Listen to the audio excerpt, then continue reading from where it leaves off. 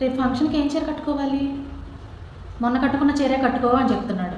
అదేమో 10 రోజుల క్రితం ఫంక్షన్కి కట్టేశాను, అందరూ చూసేశారు. ఇప్పుడు మళ్ళీ అది సారీ ఏం కట్టుకుంటాం?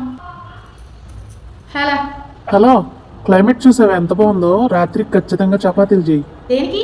ఇంట్లో మార్నింగ్ చేసిన రైస్ ఉంది కదా, ఆ రైస్ సరిపోయిద్ది, ఇంకా చపాతీలు ఎందుకు? క్లైమేట్ని బట్టి మూడ్ని బట్టి ఐటమ్స్ తినే ఐటమ్స్ అవి మారాలి సౌజీ. పొద్దున నేను అన్నం మళ్ళీ సాయంత్రం ఏం తింటాం చెప్పు? ఆహా, దొరికాడు. మరే మూడ్ని బట్టి క్లైమేట్ని బట్టి తినే ఐటమ్స్ మారాలి కదా, ఫంక్షన్ని బట్టి కూడా శారీస్ మారాలి కదా. నేనేమో మీకోసం చపాతీలు చేస్తానంట, మీరేమో నా కోసం ఫంక్షన్కి శారీ తీసుకొస్తారంట. ఓకే? ఆహా, చపాతీ కోసం కక్కుర్తి పెట్టి చీరకు బుక్ అయిపోయానా? ఏంటన్నారు? ఏం లేదులే. సరే, నేను ఎదురు చూస్తాను, మీరు శారీతో వచ్చేయండి. బాయ్. మా ఆయన తింగతాను నాకు వెళ్ళి నచ్చింది. ఎప్పుడు నాకు ఏం అవసరమైనా తనకి తానే వచ్చి బొట్లో పడతాడు.